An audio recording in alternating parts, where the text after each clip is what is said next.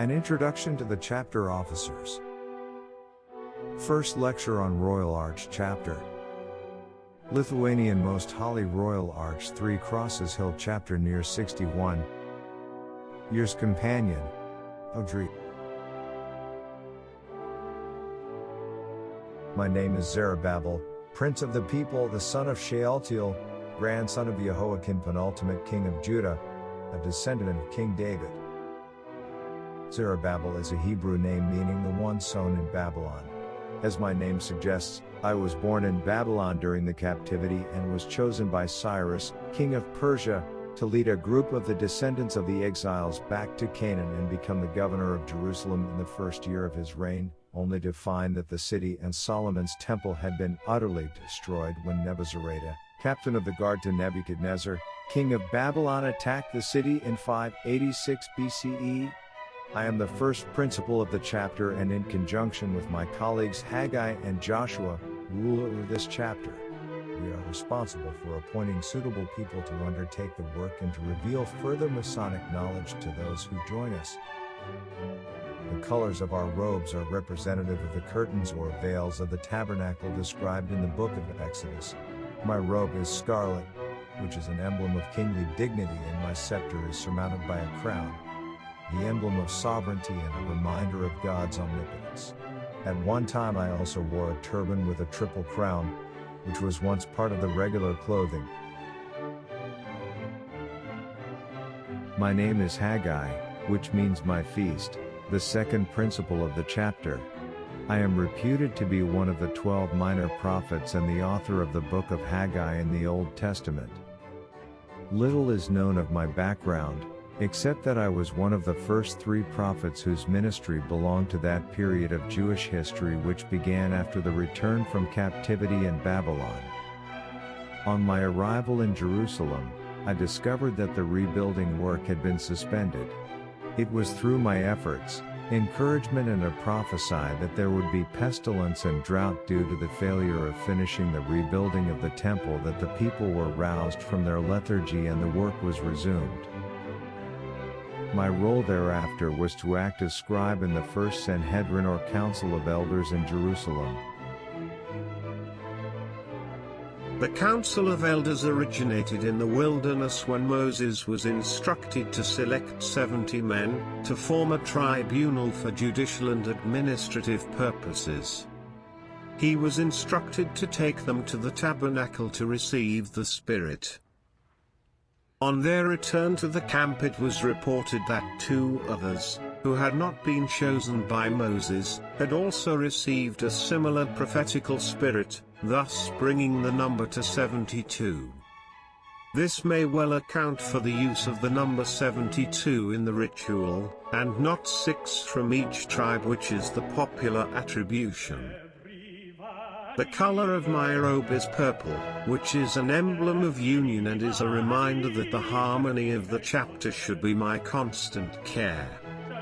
The emblem on my scepter is the all-seeing eye, emblematical of the great overseer of the universe, whose eye neither slumbers or sleeps and serves as a reminder of God's omnipresence. I also, at one time, wore a plain single crown, which formed part of the regalia worn by the second principle. My name is Joshua, son of Josedek. My name means a savior.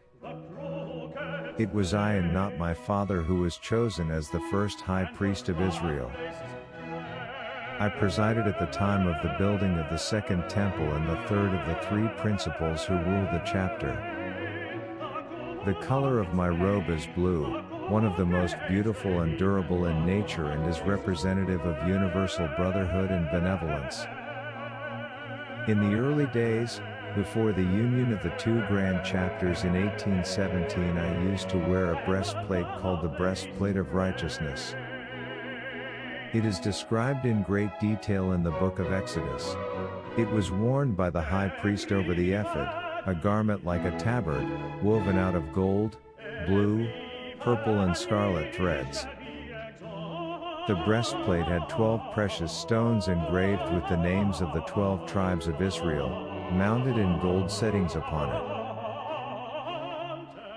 In Hebrew times the breastplate would have had a pouch or pocket which contained the Urim and Thummim. These stones were used as a kind of divine mediator, used by the high priest to reveal the future.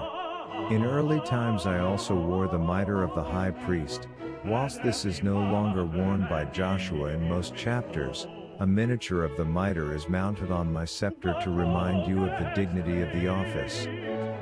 On it are, or should be engraved, the Hebrew characters, codes Lo Adoni, translated as, Holiness to the Lord. The motto of the Grand Lodge of the Ancients and the password of the Crimson Veil, once part of the ceremony of passing the veils which, at one time, preceded the ceremony of exaltation. I am Ezra the priest and scribe who succeeded Joshua as high priest and became a leading figure in the revival of Judaism in the land of Israel. I was the leader of the second group of descendants of the exiles from Babylon who arrived in Jerusalem some 23 years after the first exile had returned. It was I who was responsible for the religious revival of the people. I also formed the men of the Great Assembly, 120 leaders from every Jewish community in the world, and reinforced Jewish law.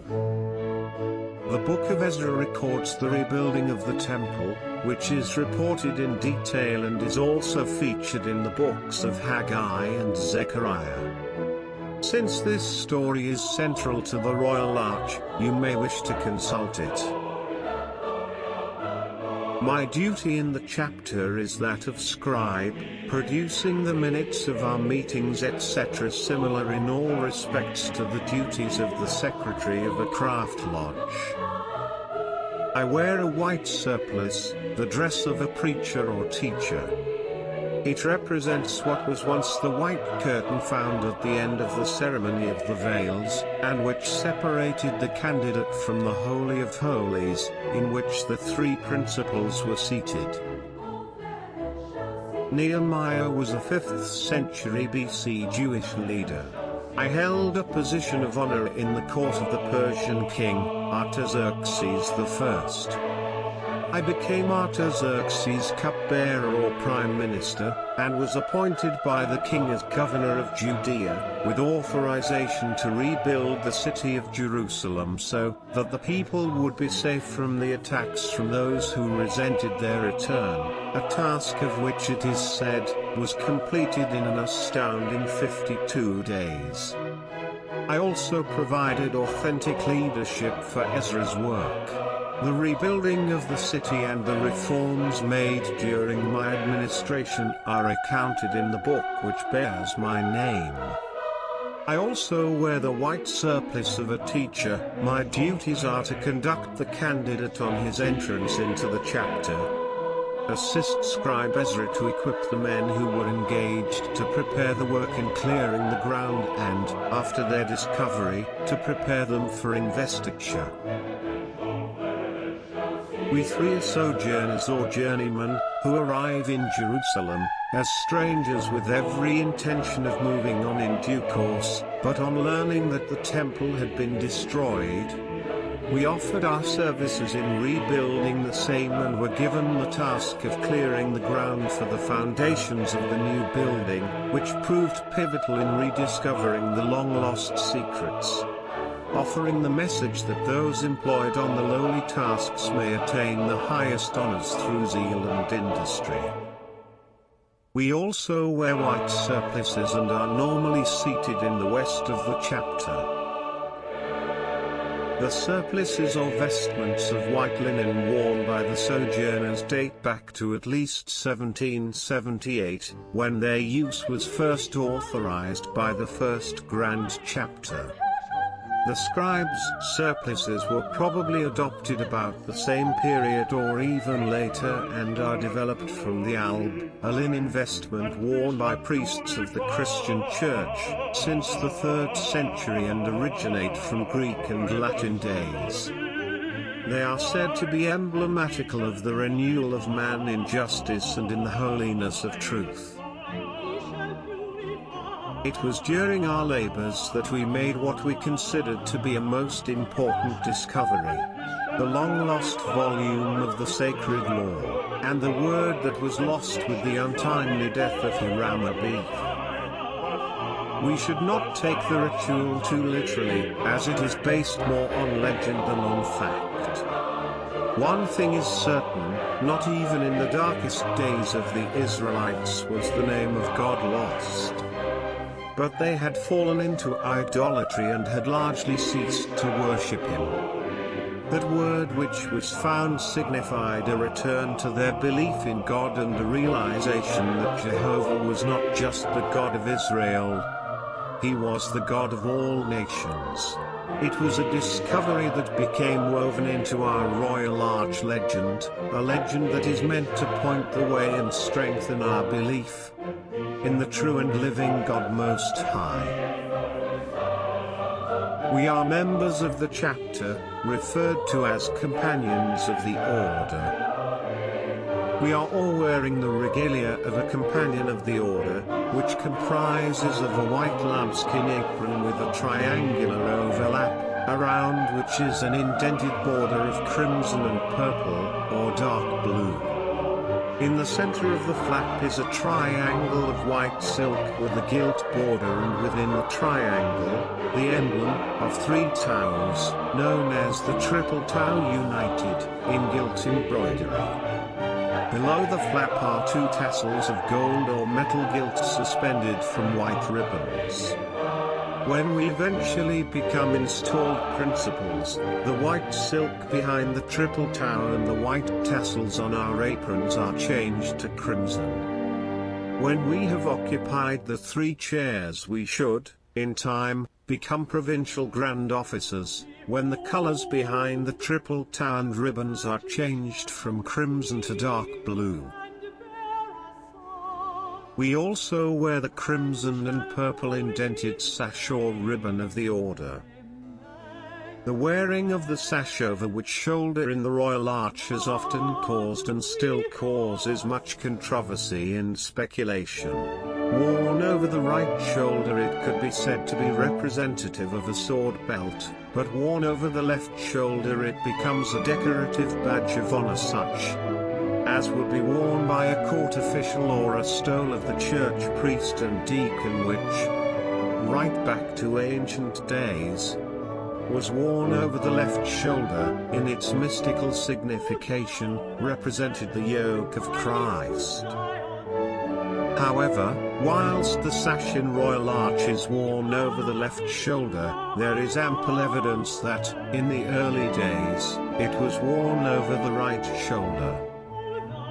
The Sea Charter of Compact of 1766 says every companion shall wear the indented ribbon or sash of this order, but doesn't indicate over which shoulder it should be worn. However, the Grand Chapter regulations of 1778 do inform us that the ribbon is to be worn over the left shoulder, and there it has remained to this day.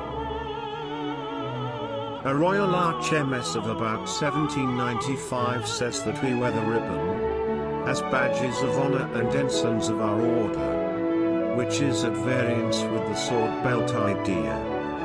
It is also worth bearing in mind that from time immemorial, it has been understood that English Masons should assemble without carrying any offensive or defensive weapon. Remember your initiation. Up to 1813, notices for the Grand Festival invariably contained a reminder that brethren appear unarmed. J. Heron Lepper, a former librarian and curator of the United Grand Lodge, said that the sword and trowel are displayed in a chapter as an incentive to diligence, labor and patriotism in defending our country. But as Royal Arch Masons, we do not carry them in celebrating our mysteries. To complete the Royal Arch regalia, we all wear the jewel of the order on our left breast, as it is an approved jewel that can and should also be worn in a craft lodge, to show that you are a member of this supreme degree. The jewel is worn suspended from a colored ribbon, the color of which indicates the progress the wearer has made in the order. A white ribbon for companions who have not yet reached any of the three principals' chairs, which is changed to a crimson ribbon for those who are or have been installed in any of the three chairs, but have not yet been awarded provincial grand rank. Those who are provincial or grand officers, and who have previously been installed as principals of the chapter wear their jewels suspended from a tri-colored ribbon of dark blue, crimson and light blue ribbon.